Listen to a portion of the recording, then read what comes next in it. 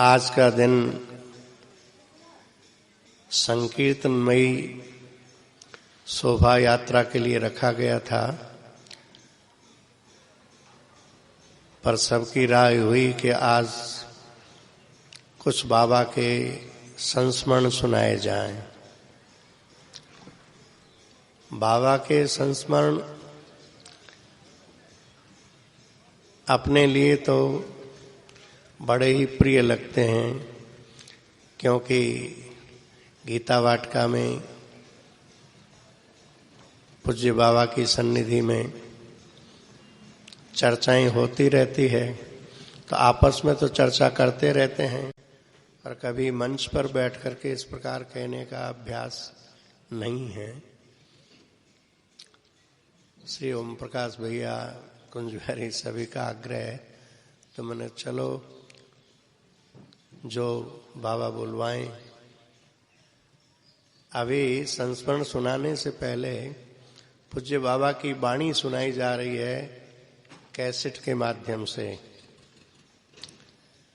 महाराज जी के साथ बाबा की बैठकें हुआ करती थी। महाराज जी पूज्य परम पूज्य वेणु विनोद कुंज वाले महाराज जी जिन्हें मंच पर विराजमान हैं, बाबा से अत्यधिक घनिष्ठ प्रेम का संबंध महाराज जी का रहा है, और हमने अपने कानों से महाराज जी के लिए जैसी विशिष्ट शब्दावली बाबा बोलते थे, ऐसे भाई जी के अतिरिक्त और किसी के लिए नहीं सुनी।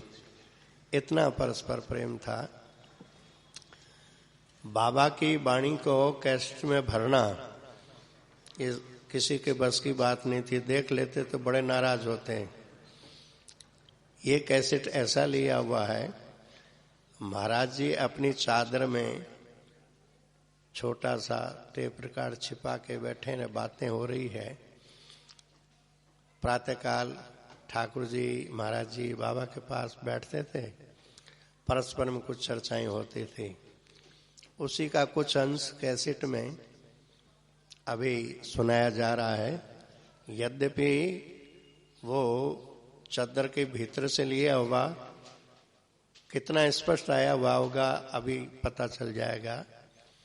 और इसके बाद हम चाहेंगे कि आज बाबा के ही प्रीतम काव्य का कुछ अंश हम लोग कीर्तन कर लें।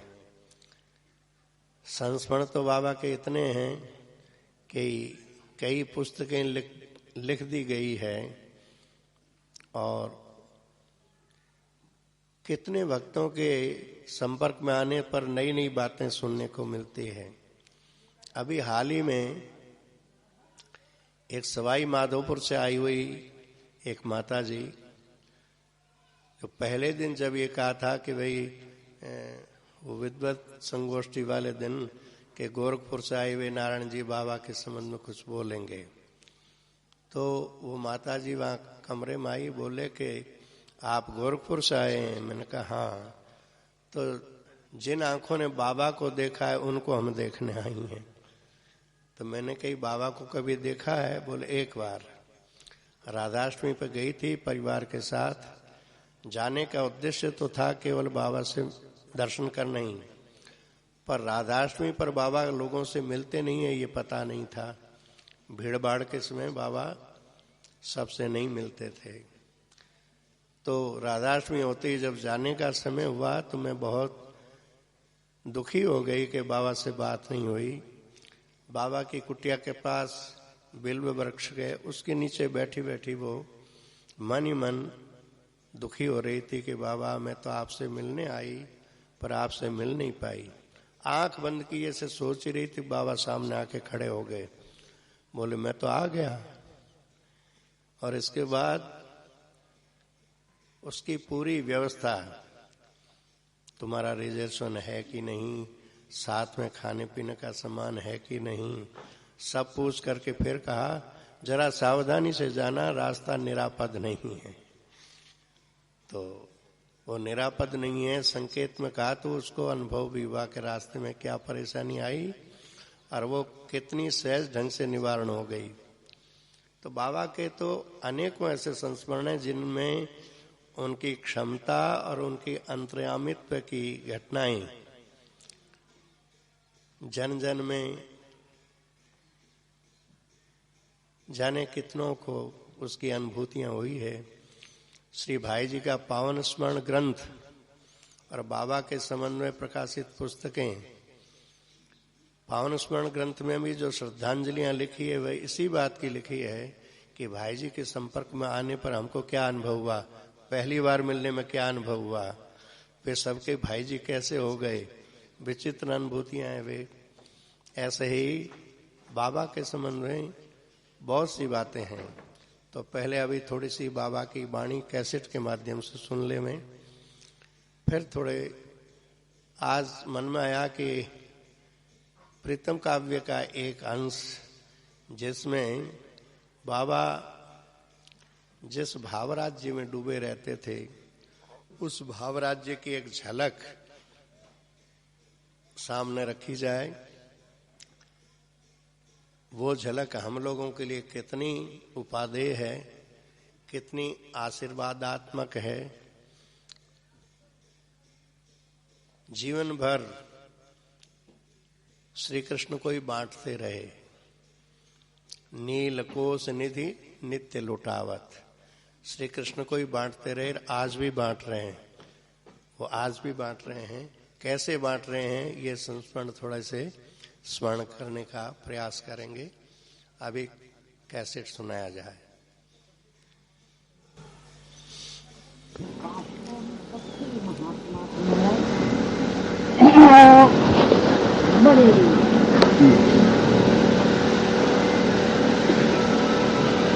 बड़े सच्चे महात्मा भी थे और कविता की प्रतिभा भी नहीं।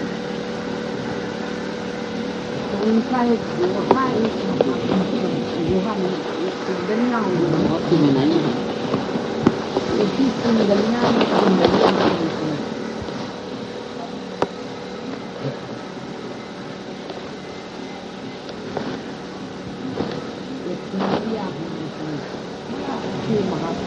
महात्मा ने कुछ नहीं। नावरी मोरी झांझरी बोझी पाथर हे नाथ, हे प्रभु, हे भगवान, मेरी नाव जो है क्या है, झांझरी मन के छेद हो गए चारों। हमारी इंद्रियां जो है जर्जर की हो गई हैं।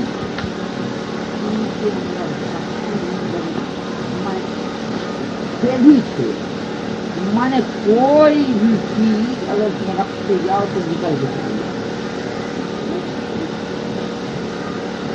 नावरी मोरी झांझरी माने खेत जब किसी चीज में हो जाती है तो क्या होता है, तो उसमें सुधा मतलब जैसे पानी नाव नदी में अगर नाव है तो क्या होगा, उसमें पानी भरने लगेगा कि नहीं लगेगा। नावरी मोरी झांझरी और महाराज देखिए बोझी पाथर,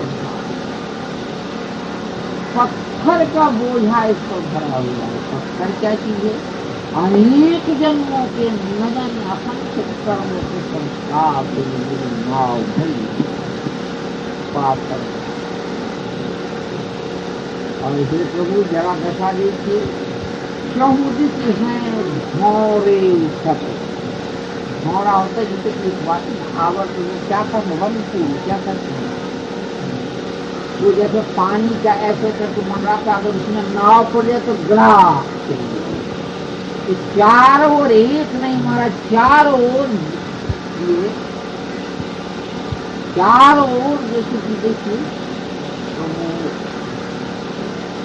भौरे उठत।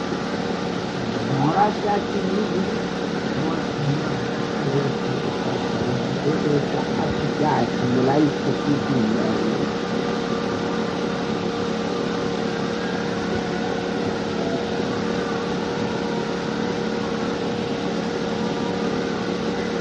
आसक्ति जो होती है, मन आसक्ति जो है वो नीचे चीज को डुबा देती है। अब अपना अनुमान ही कह रहा हूँ, कैसे ब्रह्म जी के शब्द में उन्होंने कहा, आसक्ति किसी चीज के अंदर जो आसक्ति होती है ना, वो बिल्कुल डुबाही देगी, निश्चित रूप से वो आगे कभी नहीं बढ़ने देगी। नाव को आगे जाना चाहिए पर वो नाव को आगे बढ़ने ही नहीं देगी, आसक्ति डुबाही। क्यों हमारे प्रत्येक और हमारी आसक्ति भक्ति मिलती है, शब्द स्पर्श केवट है मतवार, माने केवट जो है मन रूपी जो मल्लाह है, ये मतवाला हो रहा है शराब पी करके। इसको होश नहीं है कि किधर डांड देना चाहिए और किधर। एक तो नाव में छे तुरंत हमारे अंदर संसार की सब चीजें पानी में नाव रहती है, और पत्थर कर्मों का संस्कार का बोझा बहुत अधिक है। और चारों ओर जैसे ये और आसक्ति से ये गर्त बने हुए है पानी, इससे नाव को आगे बढ़ने ही नहीं रहे, दस्तक जाने के लिए हम शराब के नशे में बचा के ले चलना चाहिए, पर मन बिल्कुल मतवाला हो रहा है करके विष्णु का नशा इस पर इतना अधिक चढ़ा हुआ है। क्या हुआ चौधरी का है केवट है मतवार, अब केवट है मतवार नाव मझधार ही आनी, बिल्कुल नशे में भरा हुआ मतवाला जैसे मल्लाह क्या करे कि जहां पानी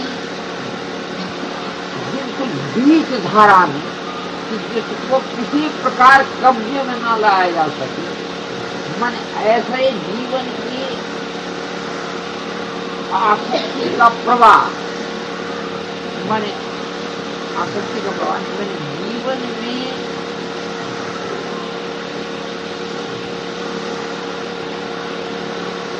कामना या वासना कह रही है, इतना जैसे कि जवान होती चली जाए।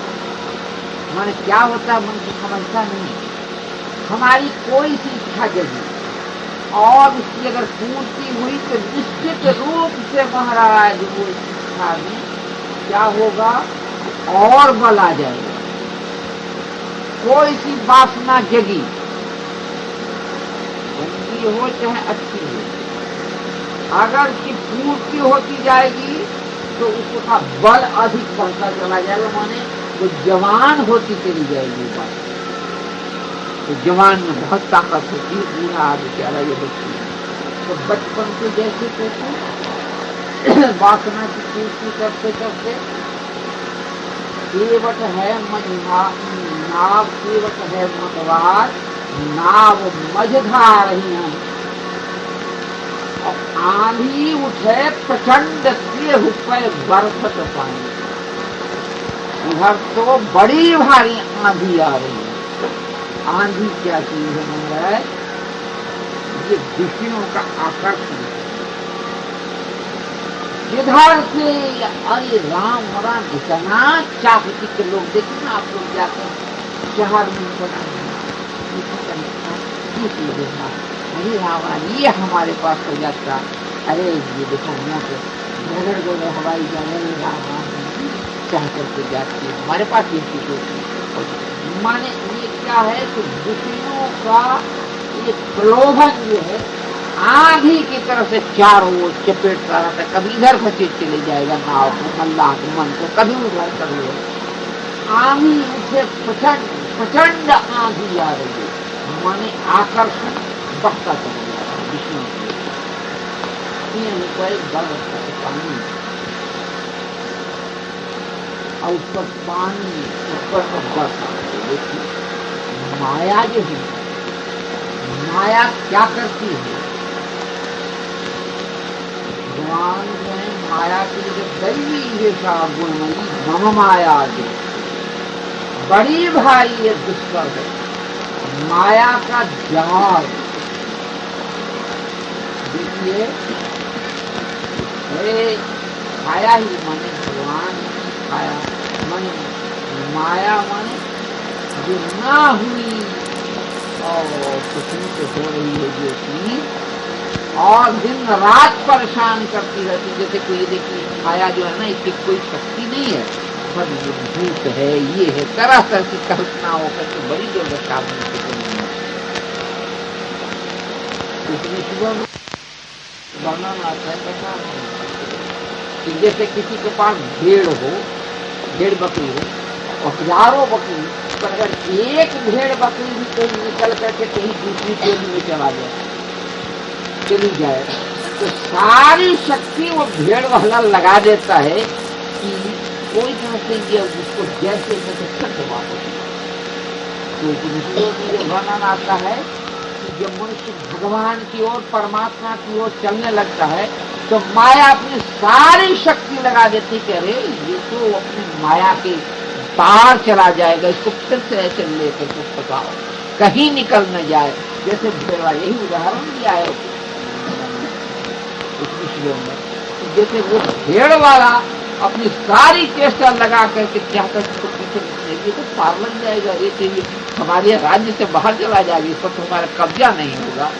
तो तेरे ऊपर बरसत पानी माया जो डुबाने वाली शक्ति की नाव में अगर पानी भर जाए तो असल में माया का प्रवाह माने माया का अर्थ है कि तरह तरह के जाल, तरह तरह की भ्रांति चारों ओर से हमको घेरे चली जा रही है।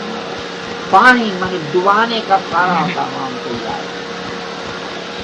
एक तो हमारी नाव में छेद माने हम क्या, हमारे अंदर कोई सी चीज घट से फुट से प्रवेश कर जाती है, कोई पानी से कोई सी चीज है, गंगे से भारत से बुरे सब पर को ठीक नहीं सकते क्योंकि छेद मानवीय पत्थर का बोझा कर्मों के संस्कार से महाराज। हे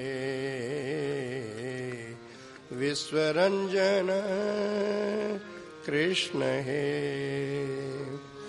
राधिका रमण अंबुज नयन, राधिका रमण अंबुज नयन नंद नंदन नाथ हे, नंद नंदन नाथ हे गोपिका प्राण मन्मथ मथन, गोपिका प्राण मन्मथ मथन विश्वरंजन कृष्ण हे, विश्वरंजन कृष्ण हे राधिका रमण अंबुज नयन, राधिका रमण अंबुज नयन नंद नंदन नाथ हे, नंद नंदन नाथ हे गोपिका प्राण मन्मथ मथन, गोपिका प्राण मन्मथ मथन विश्वरंजन कृष्ण हे, विश्वरंजन कृष्ण हे।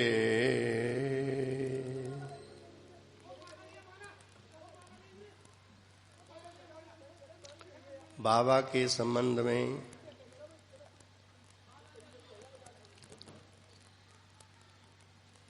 पूज्य बाबूजी ने, श्री पंडित जी महाराज ने, महाराज जी ने, देवरहा बाबा ने, आनंदभाई माँ ने जो समय समय पर उद्गार व्यक्त किए हैं वे अत्यंत ही महत्वपूर्ण हैं। बाबा की गरिमा को ये महापुरुष ही समझ पाए और उसका सुख ले पाए। हम लोग तो कमल के जड़ में रहने वाले मेढक की तरह ही रहे, परंतु वस्तुगुण अपना काम करता है। बाबा ने बड़े आश्वासन दिए। मेरी दृष्टि के सामने जो एक बार भी आ गया, उसको उस सच्चिदानंदमय राज्य में पहुंचा करके ही चैन लूंगा। मैं वहां पहुंचने तक उसके पीछे पड़ा रहूंगा। अर्थात एक व्रत लिए हुए थे कि अधिक से अधिक जीवों को भगवान की प्राप्ति करा देना। हमने सुना है श्री सेठ जी कहते थे कि भगवान के यहाँ एक कुर्सी खाली पड़ी है, उस पर आज तक कोई नहीं बैठा। बोले वो कौन सी कुर्सी है? कि ऐसा कोई संत नहीं हुआ जिसने सबका कल्याण कर दिया हो। बोले आपको कैसे मालूम? बोले हम बैठे हैं ना।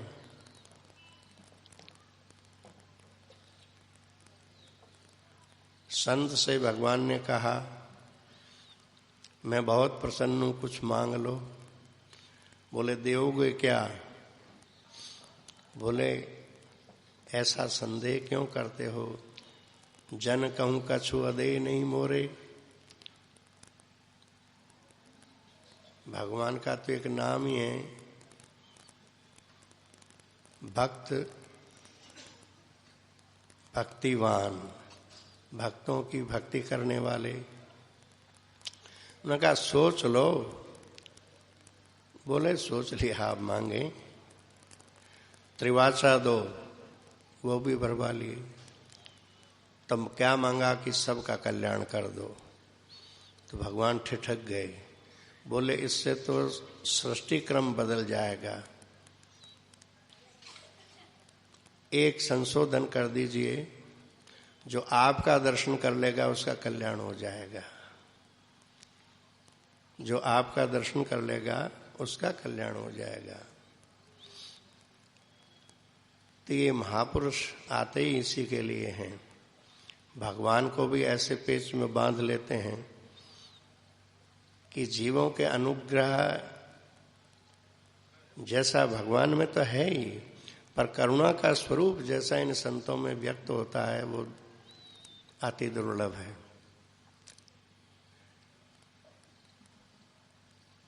पंडित जी भाई जी के लिए कहते थे प्रेम मूर्ति श्री भाई जी।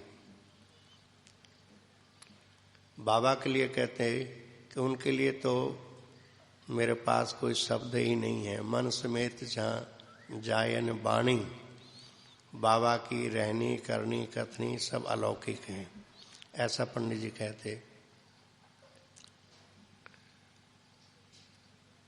बाबा की पारमार्थिक स्थिति क्या थी बाबा जाने, बाबूजी जाने, महाराज जी जाने।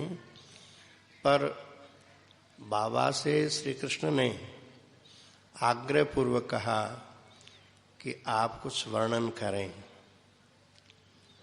तो बाबा ने कहा कि अब तक भक्त कवियों ने जो कुछ वर्णन किया है वही पुनः वर्णन करवाना है तो पृष्ठ पेषणी होगा, व्यर्थ का श्रम क्यों करवाते हैं।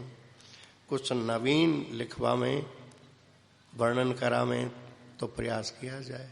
बोला आप करिए, वो आपकी भावना के अनुरूप ही होगा। महान प्रेरणा का परिणाम महान होता है। आज श्री रामचरितमानस घर घर में पाठ होता है तो वो भगवान शिव की प्रेरणा का ही परिणाम है। गोस्वामी जी से कहा कि मेरे आशीर्वाद से आपकी ये रचना सामवेद के समान फलीभूत होगी। ऐसे ही देवर्षि नारद जी की प्रेरणा का ही परिणाम है श्रीमद् भागवत महापुराण, जिसकी इतनी महिमा है, पुराणों का तिलक बना हुआ है।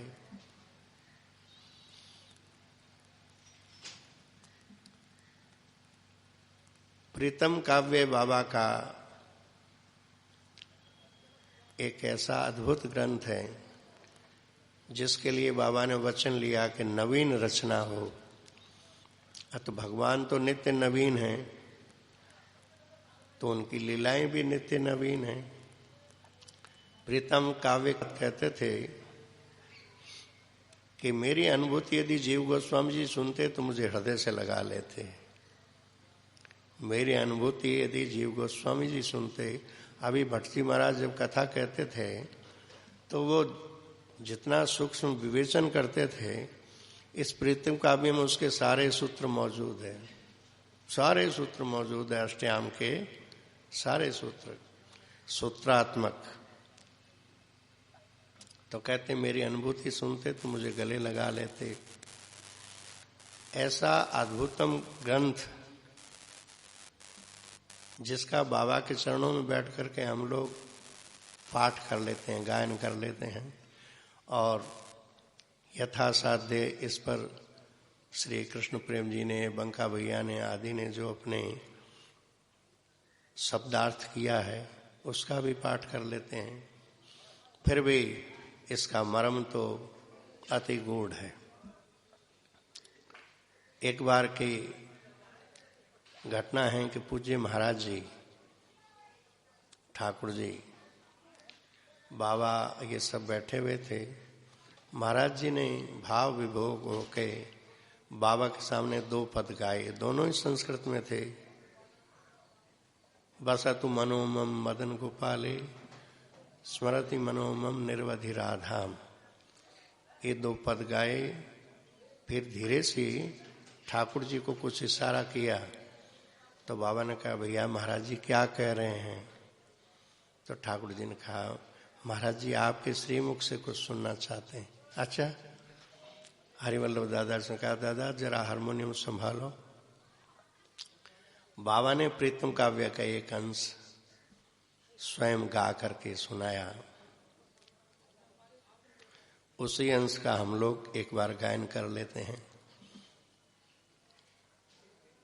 किशोरी कितनी करुणामयी है, कितनी उदार है, इसका दर्शन होता है इन पंक्तियों में। ये पंक्तियां गाने के पहले एक पूर्व प्रसंग ध्यान में कर लेते हैं।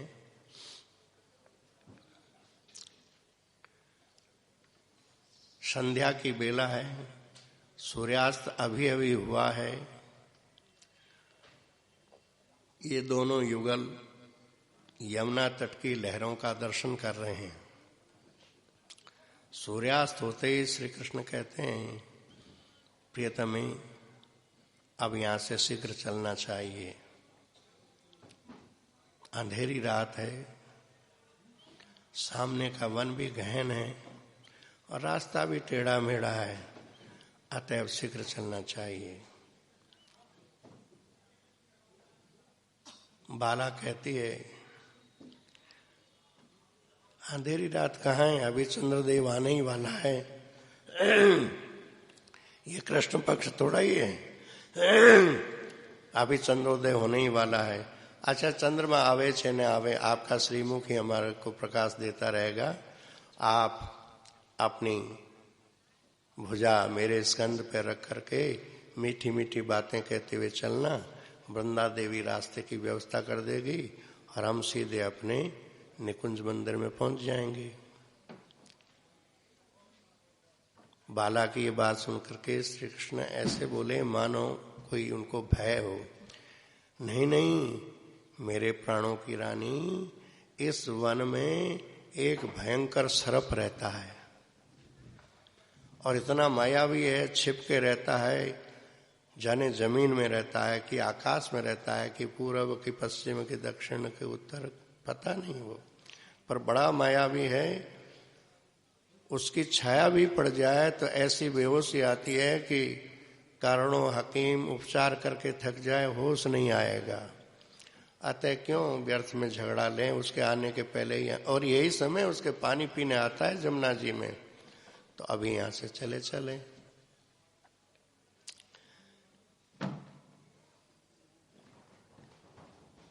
श्री राधा कितनी निर्भय है। परस्पर विरोधी धर्म गुणाश्रय तो इनमें है ही, पर इनको कोई डराने की चेष्टा करता है तो फिर ये बिल्कुल नहीं डरती। जब ऐसा कहा तो कहती है मैं तो सदा की हठीली ठहरी, इसलिए मैं बैठ गई और कहने लगी कि अच्छा इतना बता दो, वो किधर से आएगा? आएगा तो अपने प्यास बुझाने आएगा कि हमारा सुख छीनने आएगा? इतने में ही सामने की धरा कुछ उभरती हुई दिखाई दी, तो बोले संभवतः इधर से ही आ रहा है। तो देखते देखते एक काला सर्प सामने फनकाड़ के खड़ा हो गया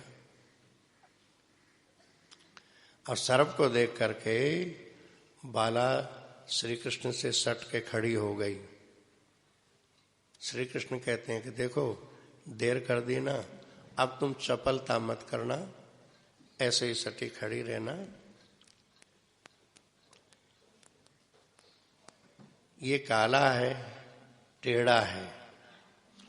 काले और टेढ़े को काले और टेढ़े से ही भय होता है। ये मुझे अपना प्रतिपक्षी समझ रहा है, पर चलो तुम्हें डरने की बात नहीं है, तुम्हारी छाया भी नहीं छू सकता। अब किशोरी उस सर्प को बार बार देख रही है, तो उसे क्या दिखाई दे रहा है?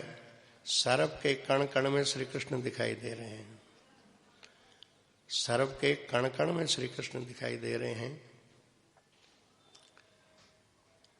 अपनी अनुभूति श्री कृष्ण से कह बैठी कि हे प्यारे, मुझे तो इसके अंदर कण कण में तुम ही दिखाई दे रहे हो।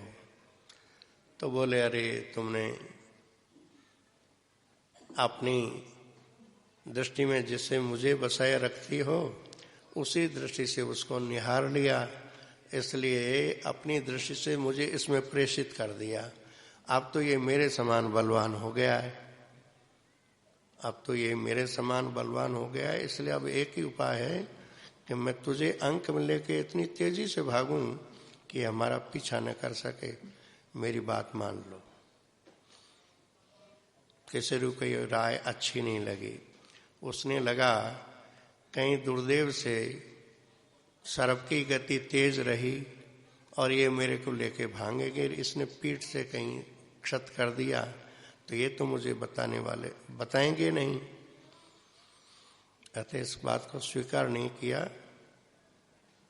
सर्प को बार बार देखने लगी और सोचने लगी कि ये कहते हैं कि मैंने इस पे दृष्टि डाली इसलिए मेरे जैसा बलवान हो गया, तो बल तो मेरे ही द्वारा इनको मिला है। यदि कहीं मैं ही इस पर झपट पड़ूं तो ये मेरा क्या कर लेगा, ऐसा मन में सोच रही है। तब तक सर्प ने एक फुसकार मारी जोर से और डर गई। तो बोले मैंने कहा था ना, तुमने देर कर दी, अब तो इससे भिड़ना ही पड़ेगा। ऐसा कहकर के श्री कृष्ण अपने पीतांबर की फेंट कसने लगे। इधर बाला सोचने लगी, 7 हाथ की दूरी पर सर्प है। मन ही मन विचार करती है कि मैं ही इस पर झपट पड़ूं, पर यदि मैं अपना निर्णय बता दूंगी तो ये मुझे रोक लेंगे। अतः चपला का सा वेग लेकर के सर्प के सामने उछल के पहुंची कि ले, सचमुच में यदि तू सर्प है तो काट, और नहीं तो ये तेरा भ्रमजाल है।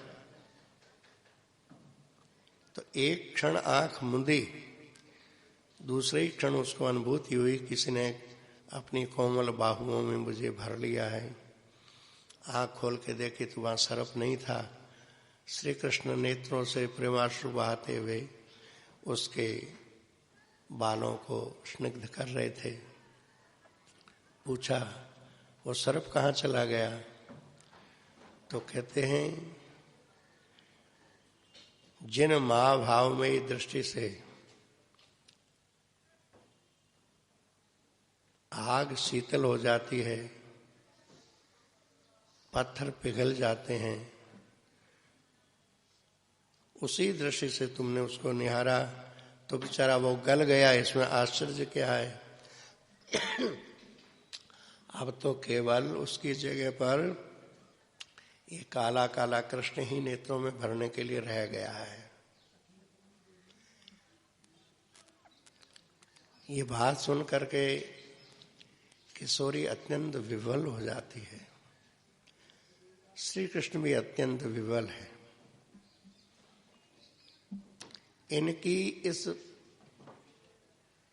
दशा को देख करके जमुना जी अत्यंत उद्वेलित हो जाती है, भावों से उद्वेलन हो जाता है और वो आगे बढ़ करके इन दोनों के चरणों का प्रक्षालन कर देती है।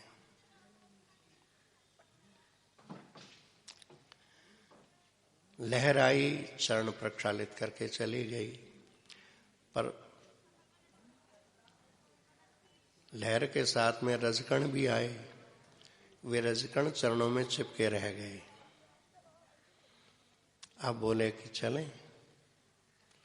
चलने का विचार करते ही वे रजकण श्री जी से प्रार्थना करते हैं, युगल से प्रार्थना करते हैं, क्या आप हमें यहीं छोड़ के चले जाएंगे?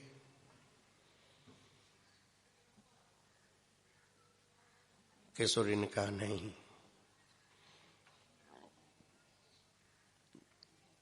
जो एक बार मेरे चरणों से जुड़ गई उसको मैं किसी भी हालत में छोड़ूंगी नहीं। कोई भी हो, कैसी भी हो, जो जुड़ी तनिक सी है प्रीतम, आशा में उसकी क्यों तोड़ूं, सामर्थ्य तो है मेरे प्रीतम। कह दूंगी जो कर लेंगे, फिर यह तो है पद थामे प्रीतम। कितनी हल्की, कितनी उजली, कितनी कोमल यह है प्रीतम। जड़ बनी अपन को खोकर है, मेरे ही लिए पड़ी प्रीतम। सांवर की ये दासी, इसकी निष्ठा कैसे भूले प्रीतम। हे धूली, परम मंगल हो, स्वीकार करें तुमको प्रियतम। ये मन ही मन किशोरी ने उन रजगुणों को आश्वस्त कर दिया। पूज्य बाबा बताते, ये धूलिकण कौन है? दिव्य धाम में तो एक उनकी नित्य की लीला का एक अंग है। नवीनतम लीलाएं होती रहती है, एक दिन की घटना है, पर एक दिन की घटना यहाँ प्राकृत जगत में हम जीवों के लिए क्या संकेत देती है? हम जीव जगत के यही लिए संकेत करती है कि इन रजकणों की तरह कोई भी श्री किशोरी का चरणाश्रय प्राप्त कर ले तो किशोरी उसका परित्याग नहीं करती और ठाकुर जी से उसकी विशेष सुपारिश करती है।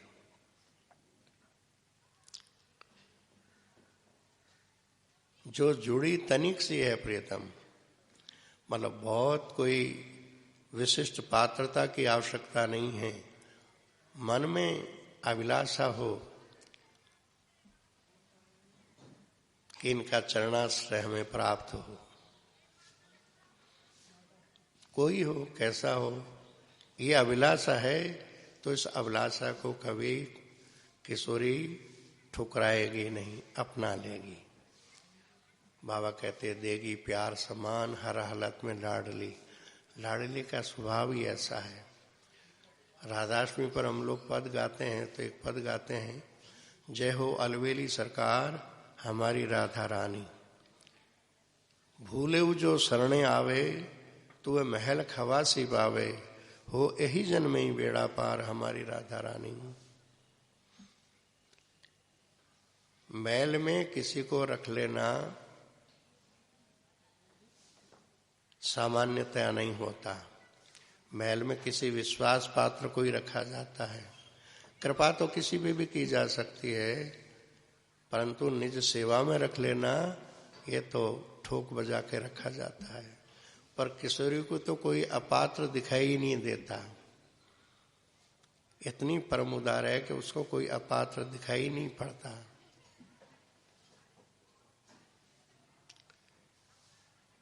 मन ही मन निश्चय कर लिया और फिर इतनी अधिक विवल हो गई कि बात तो कुछ कहना चाह रही है श्री कृष्ण से, पर आंखें डबडबा आई, इसलिए आकाश के चंद्र की ओर देख के बात कर रही है। हे श्याम चंद्र, इन किरणों का स्वागत करती हूँ कहती प्रियतम।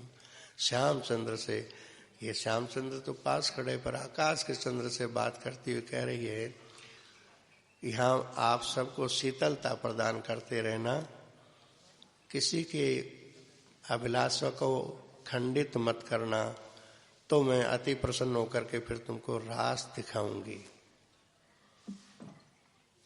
ये श्यामचंद्र से बात करती हुई अब दोनों आगे बढ़े। किशोरी के अभिलाषा के अनुसार ही श्री कृष्ण गलमाई दिए हुए, मुस्कुराते हुए, हंसते हुए, बात करते हुए, उनकी हंसी ही पुष्प बन करके आगे पुष्पों का मार्ग बना देती है। पर श्री कृष्ण उन पुष्पों पर चरण न रख करके रज में चरण रखते हुए चल रहे हैं। बाला ने पूछा कि ये पुष्प तो अपना सर्वस्व आपकी सेवा में ही न्यौछावर किए हुए हैं, आप इनकी सेवा क्यों नहीं स्वीकार कर रहे हैं? तब कहते हैं कि तुमने इच्छा कर ली ना ये रजकण हमारे साथ रहें, तो भला इनको फिर मैं कैसे त्याग सकता हूँ? जहाँ हमें वहाँ ये भी रहेंगे। और जो मेरे प्राणों की रानी के चरणों में एक बार चिपक गई, उसको मैं क्या दे सकता हूँ? उसका तो मैं सदा ऋणिया हूँ। श्री कृष्ण की इस उक्ति को सुनकर के किशोरी अत्यंत भाव विवल हो जाती है। अब आगे एक कदम भी चलने में असमर्थ हो जाती है। श्री कृष्ण के स्कंद का सहारा लिए हुए जैसे तैसे लड़खड़ाती हुई निकुंज मंजर में पहुंचती है। वहां जाकर के पद्मों की सैया पर लेट जाती है। श्री कृष्ण चरणों में बैठ करके सन्न संवहन करते हुए एक प्रार्थना करते हैं, किशोरी तुम सबकी रुचि रख लेती हो, मेरी भी एक अभिलाषा है, इन चरणों पर केवल मेरा ही स्वत्व रहे, अथवा जिनका अंतःकरण, जिनके हंता केवल मेरे जैसी नीलाभ बन गई हो, वो इन चरणों का स्पर्श करे।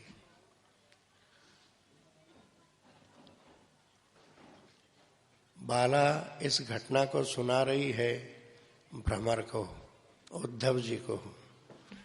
कहती है कि हे भ्रमर, जिन्होंने इस प्रकार से मेरे से वचन लिए, वे चरण तुमको कैसे छूने दूं? कैसे छूने दूं? अपनी विवशता का दर्शन कराती है, उलाहना नहीं देती। कल्प कल्प में ठाकुर जी की लीलाएं होती है, एक से एक मधुरतम लीलाएं होती है।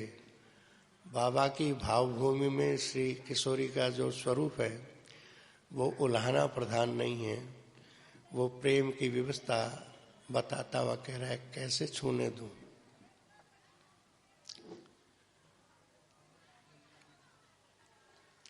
आगे किशोरी की पलकों की अनुमति लेकर के, पलकों से ही इशारा पा करके श्री कृष्ण चरण सम्मान करने लगे। किशोरी ने इतना ही कहा, जिसमें आपको सुख हो वही करें। और बहुत मंद स्वर में कुछ बोलती हुई बोले, रात कब बीत गई पता ही नहीं चला।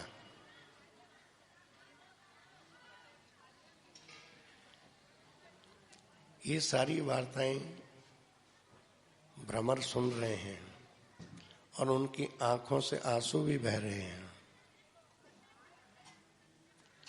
ध्यान गया तो कहने लगी, कह रहे तुम तो आंसू बहा रहे हो और मैं तुम्हें कथा सुनाने लग गई। कहो कहो भ्रमर, तुम्हें क्या पीड़ा है? बोलो, मैं सब कुछ सहन कर लूंगी। मैं सांवर की दासी कभी मिथ्या नहीं बोलती हूँ। भ्रमर कुछ नहीं बोलता है।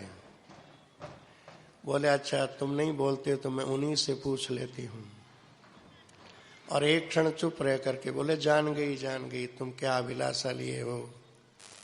तो इस वृंदावन में लता गुल आदि बनना चाहते हो ना, वो तो दे ही देती हूँ, किंचित अपनी रुचि से कुछ और देती हूँ। वो और जो दिया है वो अत्यंत विलक्षण है, अत्यंत विलक्षण है। इस पद्धति को प्राप्ति की पाठशाला का वर्णन क्या है किसी ने, उस पाठशाला का एक अक्षर बता देती हूँ, उसको याद कर लेना और फिर हृदय का पर प्रेमांशुओं से उसको लिखते रहना।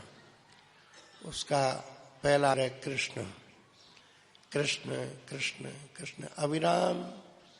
इसको अपने हृदय पट्टिका पर खड़िया मिट्टी से नहीं, प्रेमाश्रुओं से लिखते जाना। इसी से आगे की सारी विद्याएं प्राप्त हो जाएगी। कृष्ण कृष्ण जपते जपते बंसी सुनाई पड़ेगी। बंसी के 7 स्वरों में क्या क्या ध्वनियां आती है, उसका क्या रहस्य है, ये सब तुम अपने आप प्राप्त कर लोगे।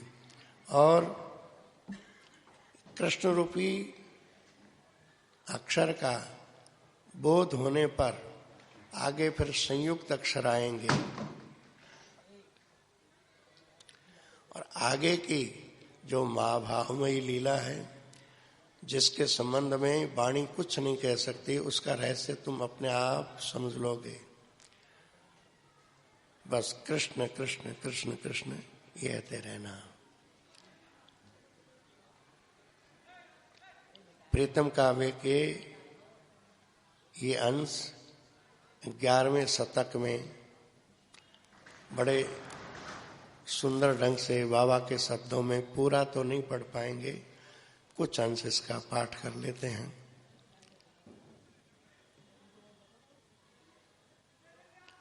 महाराज जी के सामने बाबा ने यही सुनाया। अर्थात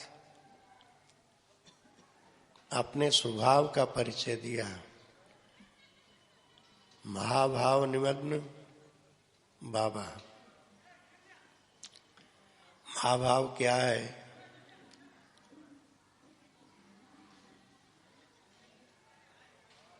हम नहीं जानते हैं। हाँ, उनको देखा है, उनके स्वभाव का यत्किंचित दर्शन किया है। वो अपने आप में इतना महान था कि मुर्दे में भी प्राण फूंक देता था। निराशा के लिए किसी के लिए कोई स्थान ही नहीं था। निराशा के लिए कहीं कोई स्थान ही नहीं था। आश्वस्त करते थे, तुम यहां तक आ गए, अब हमारा काम है वहां तक पहुंचाना। तुम यहां तक आ गए, अब हमारा काम है वहां तक पहुंचाना।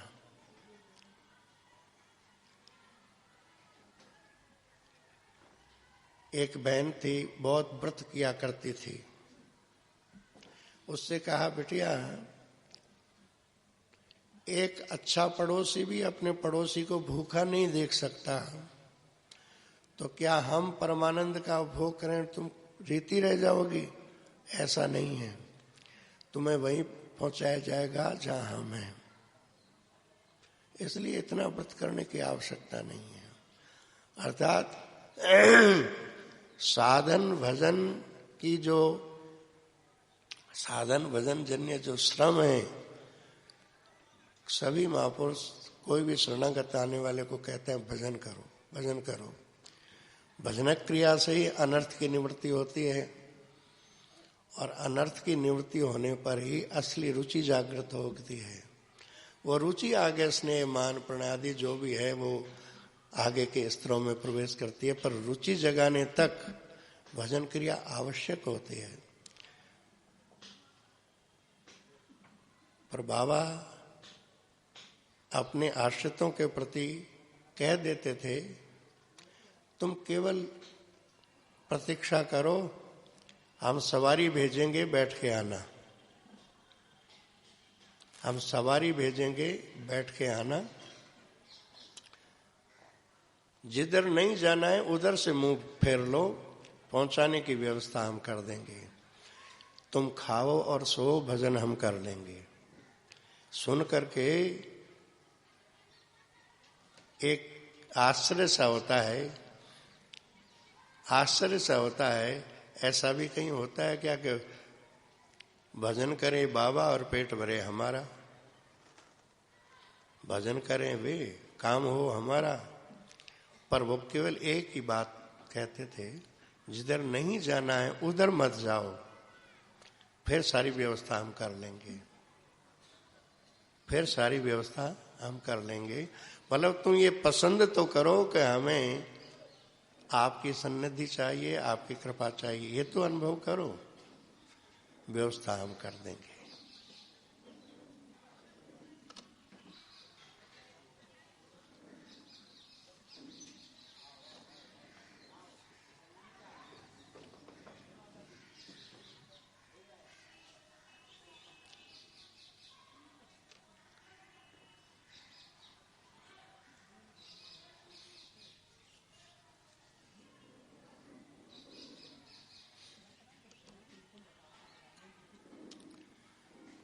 वजीरों से बाजी जीत लेना खिलाड़ी का कोई बहुत वैशिष्ट नहीं है, बहुत कोई चतुर खिलाड़ी है ऐसी बात नहीं है वजीरों से बाजी मात लेना। पर ऐसा भी कोई चतुर खिलाड़ी हो जो प्यादियों से बाजी मात दे कर दे। तो वह कहते हैं, श्री ठाकुर जी ने एक बार बाबा से कहा, हमारे पूज्य ठाकुर जी ने कहा कि बाबा आप कहते हैं कि हमें कोई मिला नहीं जिसे हम अपनी वस्तु दे सकें। आप यदि वृंदावन में होते तो आपको ये नहीं कहना पड़ता, वहां एक से एक बढ़कर के ऐसे बढ़िया साधक हैं कि आप बहुत प्रसन्न होते उनको देखे। तो कहते भैया जो ऐसे हैं वो उनका तो काम हो ही जाएगा, धाम का आश्रय लिए हुए हैं, भजन करते हैं, उनका काम तो हो ही जाएगा। पर जो आकंठ कीचड़ में डूबे हुए उनके लिए भी तो कोई चाहिए। हम अपने मन से अनुमान करो करते थे, सही गलत तो बाबा जाने। हम कहते बात उदाहरण जरा बढ़िया नहीं है। जरासंध जो है बार बार मथुरा पर चढ़ाई करता और हर बार जो है कृष्ण बलराम उनको परास्त करके जिंदा छोड़ देते। जिंदा इसलिए छोड़ देते थे कि बटोर बटोर के एक ही जगह सबको ले आएगा, हमें जगह जगह नहीं जाना पड़ेगा। असुरों का विनाश करने के लिए हमें बहुत जगह नहीं जाना पड़ेगा, यही बटोर के सबको ले आएगा। हमारा अवतार प्रयोजन सिद्ध कराने में ये सहायक बन रहा है।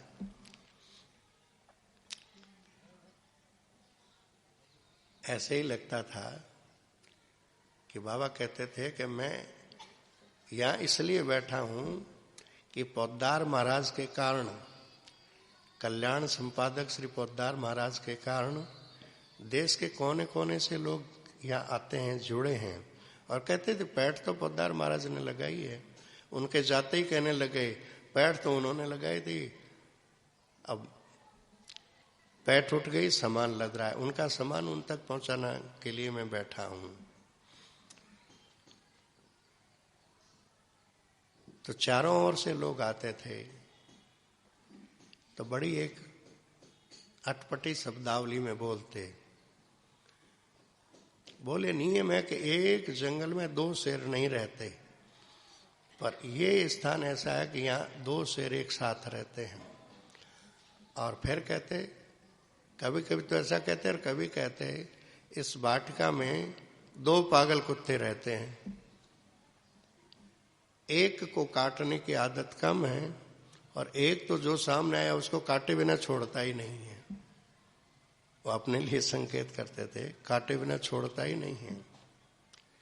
कोई भी सामने आने पर उसको बड़े गौर से कुछ देर तक देखते थे, फिर कहते हमारा काम हो गया। चाहे वो छोटा शिशु हो चाहे कोई हो, उसको कई देर तक गौर से देखे फिर हमारा काम हो गया। यानी उसके कारण शरीर तक हमने अपनी मोहर लगा दी है। स्थूल सूक्ष्म कारण शरीर जो है ना, उसमें उसके कारण देह तक हमने अपनी मोहर लगा दी। अब ये प्रवाही जीव नहीं रहा, किनारे लग ही जाएगा। इसी जीवन में यदि वो साधन परायण बन जाएगा तो इसी जीवन में पार हो जाएगा, अन्यथा एक जन्म और हो सकता है, तीसरा जन्म नहीं होगा। जन्म जन्म मुनि जतन कराई वाली बात है, और यहाँ ये कह रहे हैं कि उसको एकदम सीमित कर दूंगा मैं। अपने बड़े भाई तारादत्त जी को बाबा पत्र में लिखते हैं ये बात। संतों के दर्शन की कैसी महिमा है। बोले ये भावुकतावश बात नहीं कह रहा हूं, बिल्कुल शास्त्रीय प्रमाण के आधार पर कह रहा हूं। नलकूबर और मणिग्रीव ने नारद जी के दर्शन श्रद्धा से किए थे क्या? पर दृष्टि पड़ गई नारद जी की, और उनको कृपा पूर्वक अनुशासित किया, दंड दिया, वृक्ष बनाए। पर कहाँ के बनाए? नंदालय के। वृक्ष बन करके श्री कृष्ण दर्शन और स्पर्श प्राप्त किया। तो अवज्ञा पूर्वक दर्शन करने का ये फल है, तो कोई श्रद्धा पूर्वक संत का संग करे तो क्या होगा? दूसरा जन्म नहीं लेना पड़ेगा, इसी जन्म में पहुंच जाएगा। ये उदारता, करुणा। और साधन क्या बताते हैं? कुछ साधन नहीं, बस तुम चाह लो कि मुझे आपकी कृपा चाहिए, बस इतना चाह लो, व्यवस्था हम करेंगे। विनोद की बातें करते कि भैया एक बुढ़िया थी, उसके 4 बच्चे थे। बच्चे देखने में बड़े सुंदर थे, बड़े बड़े हो गए, पर उनका कहीं लगन नहीं हो रहा था, संबंध नहीं हो रहा था। तो बुढ़िया माई ने कहा कि तुम एक बात हमारी मान लो, बाकी काम हम कर लेंगे। कोई तुम्हें देखने आवे तो तुम मत बोलना, मैं बात कर लूंगी। बोले हाँ ठीक है, मान लेंगे। समय पाके कोई देखने वाले आए तो बुढ़िया ने उसको एक कमरे में बैठा दिया और आने वालों से बात करने लगी। चारों एक लाइन में बैठे थे। संयोग से उस कमरे में एक कोने में थोड़ा सा धान रखा हुआ था, तो एक चूहिया आकर के बार बार उस धान को कुतर रही थी। तो सबसे छोटा सा, चारों में जो सबसे छोटा था, उस अपने बगल में बैठे भाई के यूं कहने लगे, भैया भैया चूहिया धान टूटर रही है। और बेचारा बड़ा तो दिखता था पर तुतलाता था, भैया भैया चूहिया धान टूटर रही है। तो भैया ने सोचा कि मैया ने तो कहा चुप रहने के लिए, ये बोल रहा है, तो उसने कहा टुप। तो तीसरे को लगा शायद ये भूल गए हैं कि मैया ने क्या कहा था, तो उसने कहा मैया ने टाटा रे, मैया ने क्या कहा था रे। चौथे को लोग गए, इन तीनों की तो संबंध कट गया क्योंकि बोल गए और खुशी के मार गए, मैं तो बोला नहीं, मैं तो बोला नहीं। चारों बोल गए। वे बेचारे सोचने लगे कि अरे इतनी देर बड़े हो गए, अभी तो ये बच्चों की तरह तुतलाते हैं। चले गए। तब कहते हैं अरे मेरे फूटे ढोलों, बिना बजाए बज रहे हो, थोड़ी देर चुप रह जाते तो क्या हो जाता, पर बोल गए था। तो इस बात को सुन के जब सामने वाले हंसते तो बाबा कहते हैं नहीं, हंसने की बात नहीं है, तुम्हारी बात कह रहा हूं। बोले 4 बच्चे कौन है? ये बुढ़िया कौन है? आकर 4,84,000 जीव भ्रमती है जीव विनाश। 4 ही प्रकार की तो खान है, स्वेदज, उद्भिज, अंडज, जरायुज, 4 ही प्रकार की तो सृष्टि है। इस सरल से सरल बात बुढ़िया ने इतना ही कहा, थोड़ी देर चुप रह जाना, इतनी तो कोई कठिन काम नहीं था। ऐसे संत हम जीवों को बहुत सरलता से जिसका साधन किया जा सके, ऐसी कोई बात। अब भैया नाम लो, राम राम करो या कृष्ण कृष्ण, क्या जोर पड़ रहा है इसमें?